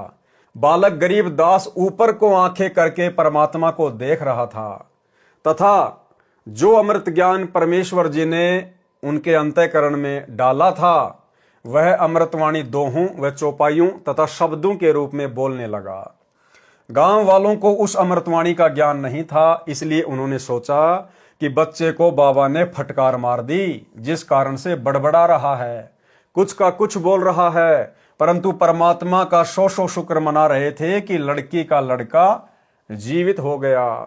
पागल है तो भी लड़की रानी देवी अपना दिल रोककर खुश रहेगी। ये समझकर महापुरुष गरीबदास जी को पागल गांव की भाषा में बावड़िया कहने लगे। इस घटना के 3 साल के पश्चात एक गोपाल दास संत गांव छुडानी में आया, जो संत दादू दास जी के पंथ से दीक्षित था। वह संतों की वाणी को समझता था, उसके महत्व को जानता था। वह वैश्य जाति से था, यानी बनिया जाति से था।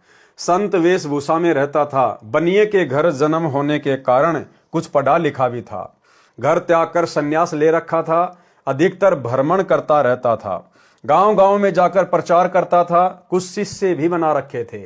उसका एक बैरागी जाति का गांव छुडानी का भी शिष्य था, वह उसके घर रुका हुआ था।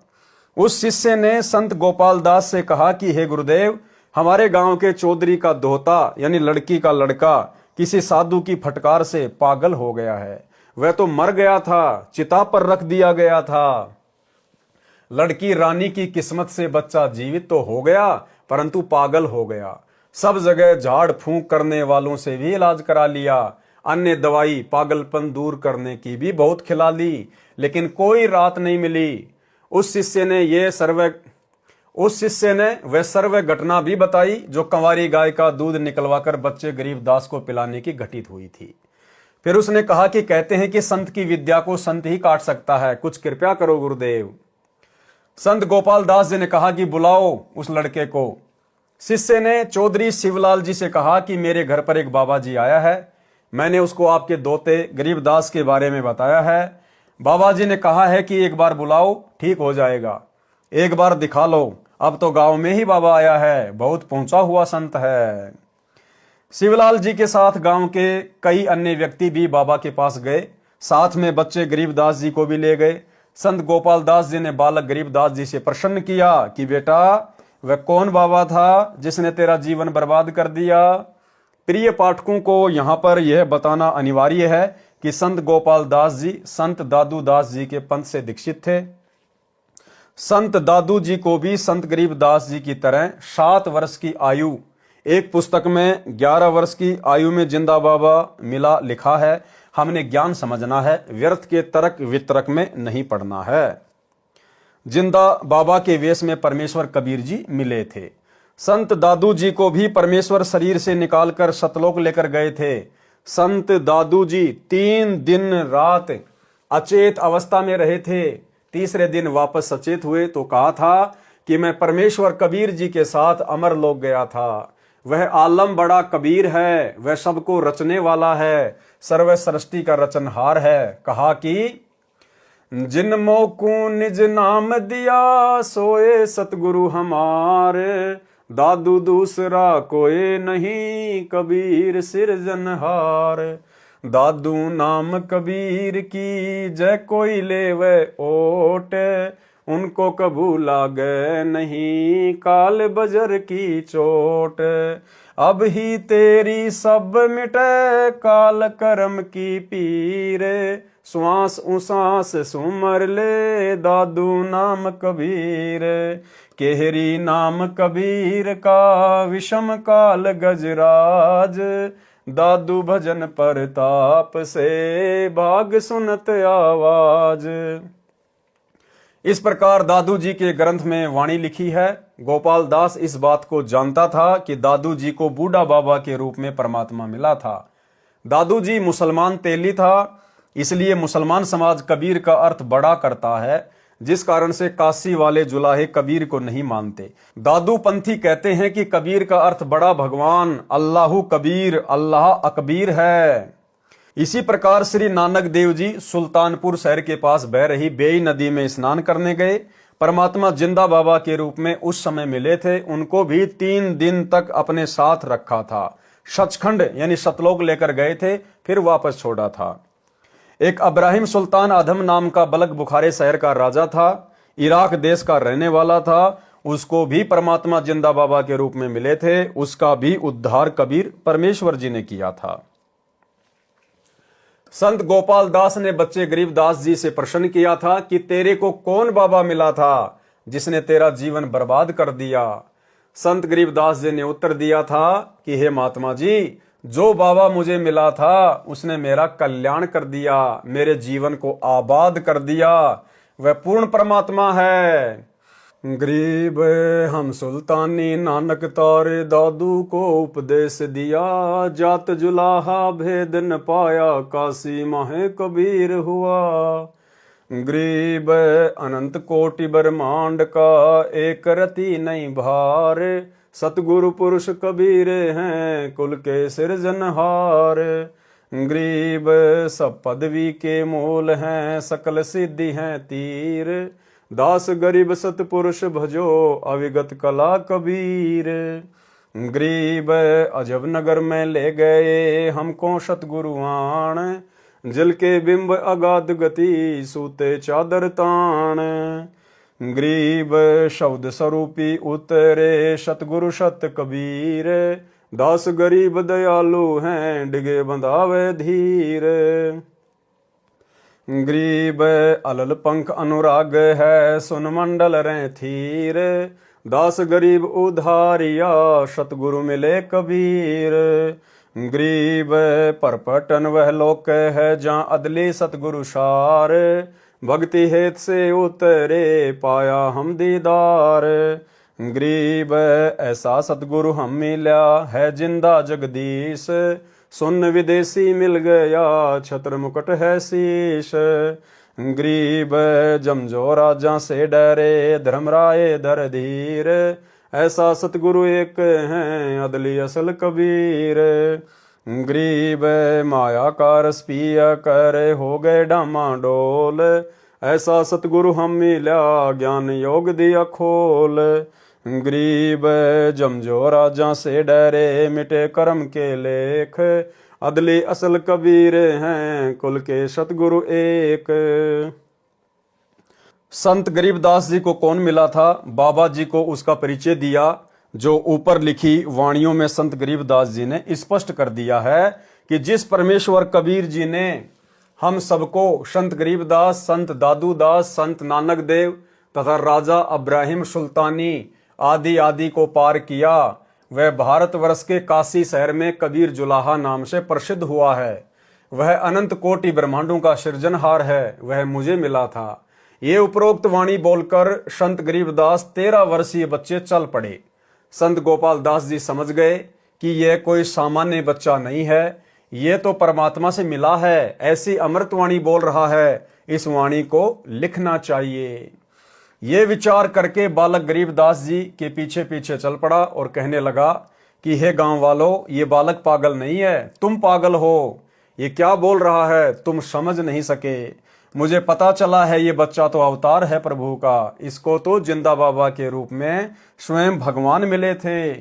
इसी प्रकार हमारे पूज्य दादू साहेब जी को भी मिले थे। दादू जी की सब वाणियां लिखी नहीं गई थी। अब इस बच्चे से सर्व वाणी लिखवाऊंगा, मैं खुद लिखूंगा। ये वाणी कलयुग में अनेकों जीवों का कल्याण करेगी। संत गोपाल दास जी के बार बार आग्रह करने पर संत गरीबदास जी ने कहा, गोपाल दास जी, यदि पूरी वाणी लिखे तो मैं लिखवाऊं, कहीं बीच में छोड़ गए तो नहीं लिखवाऊंगा। संत गोपाल दास जी ने कहा, महाराज जी, मैं तो घर से निकल चुका हूं परमार्थ और कल्याण कराने के लिए। मेरी 62 वर्ष की आयु हो चुकी है, मुझे इससे अच्छा कोई कार्य नहीं है, आप कृपया करें। तब संत गरीबदास जी तथा संत गोपाल दास जी बेरी के बाग में एक जांडी के नीचे बैठकर वाणी को लिखवाने लगे। वह बेरी का बाग संत गरीबदास जी का अपना ही था। उस समय छुडानी गांव के आसपास रेतीला क्षेत्र था, जैसे राजस्थान में है। वहां पर जांडी के वृक्ष अधिक होते थे, उनकी छाया का ही प्रयोग अधिक किया जाता था। इस प्रकार संत गरीबदास जी ने परमात्मा से प्राप्त तत्व ज्ञान आंखों देखा हाल वाणी रूप में बोला तथा संत गोपाल दास जी ने लिखा। लगभग 6 महीनों तक ये कार्य किया गया। फिर जब जब किसी से वार्ता होती तो संत गरीबदास जी वाणी बोला करते थे, तो अन्य व्यक्ति भी लिख लिया करते थे, जिन सबको मिलाकर एक ग्रंथ रूप में हाथ से लिखा गया है। संत गरीबदास जी के समय से ही इस ग्रंथ का पाठ करना प्रारंभ हो गया था। अब देखो भाई और बहनों, क्या कह रहे हैं परमात्मा कि संत गरीबदास जी के समय से ही, यानी लगभग 300 वर्ष पहले ही इस अमर ग्रंथ का पाठ शुरू हो चुका था। लेकिन आज तक कोई भी संत, साधु, महात्मा, भगत, चाहे वो गरीबदास पंथ से संबंधित हों, आज तक इस सदग्रंथ साहिब का खुलासा नहीं कर पाया, इन वाणियों का अनुवाद नहीं कर पाया। केवल पाठ ही करते रहे, वाणियां ही बोलते रहे, लेकिन अनुवाद आज तक कोई नहीं कर पाया, क्योंकि अनुवाद तो स्वयं लिखने वाले ने ही करना था। अनुवाद तो स्वयं पूर्ण ब्रह्म परमेश्वर कबीर देव ने ही करना था। तो लिखने वाला भी गरीबदास जी के रूप में स्वयं कबीर परमात्मा ही था। और वर्तमान में जो इस अमर ग्रंथ का सरलार्थ सन 1994 से कर रहे हैं, जिसमें पूरे विश्व की सभी भाषाओं का समावेश है, इस अमर ग्रंथ को अमर पुरुष ही खोल कर बता सकता है। तो वे अमर पुरुष आज स्वयं धरती पर 8 सितंबर 1951 से सतगुरु रामपाल जी के रूप में प्रकट हैं, और जिन्होंने अपनी वाणी के अनुसार कि जब आवे 5500 पांचा तब ये वचन मेरा होगा साचा, 5000 और 500 जब कलयुग बीत जाए, महापुरुष फरमान तब जग तारन को आए। सन 1994 में सतगुरु रामपाल जी परमेश्वर जी ने अपने यथार्थ 13वें कबीर पंथ की शुरुआत की, और परमेश्वर जी ने शुरुआती समय में सन 2000 तक केवल आदरणीय गरीबदास जी महाराज जी के सदग्रंथ साहिब का ही खुलासा किया है। जब आप जिंद सत्संग 1997 में, रोहतक सत्संग, काठमंडी सत्संग, जब आप ये सुनेंगे तो आपको पता चलेगा कि सन 1994 से लेकर सन 2000 तक सतगुरु रामपाल जी परमेश्वर जी ने आदरणीय गरीबदास जी महाराज जी के सदग्रंथ को आधार बनाकर ही सत्संग किए थे। संत गरीबदास जी के समय से ही इस ग्रंथ का पाठ करना प्रारंभ हो गया था। इसको कुछ वर्षों पूर्व टाइप करवाया गया था। इसके अतिरिक्त परमेश्वर कबीर जी ने जो सूक्ष्म वेद अपने मुख कमल से बोला था, उस अमृत सागर कबीर सागर से निकालकर कुछ अमृतवाणी ग्रंथ के अंत में लिखी हैं। इस पवित्र अमृतवाणी की पुस्तक को अमर ग्रंथ नाम दिया है। इस अमृतवाणी का अब सरलार्थ प्रारंभ किया जाता है। लेखक तथा सरलार्थकर्ता संत रामपाल दास, सतलोक आश्रम, टोहाना रोड, बरवाला, जिला हिसार, हरियाणा। तो भाई और बहनों, पवित्र ग्रंथ मुक्ति बोध के सरलार्थ पर आज केवल हम इतना ही लेंगे और कल रात्रि 8 बजे सभी भाई बहन एक बार फिर से दास के Facebook page Pawan Das is live के ऊपर लाइव जुड़िए। इसके आगे के पार्ट में परमेश्वर ने क्या कुछ आप और हम सभी भगत भाई बहनों के लिए लिखा है, उसको हम कल के वीडियो में जानेंगे, देखेंगे, समझेंगे। परमेश्वर हम सब पर इसी प्रकार से दया बना के रखें, हम सबको परमेश्वर समय दें। तो आज के वीडियो में केवल इतना ही। गुरुदेव हमें आज्ञा दें, इजाजत दें, आशीर्वाद दें। बंदी छोड़ सतगुरु रामपाल जी भगवान की जय हो।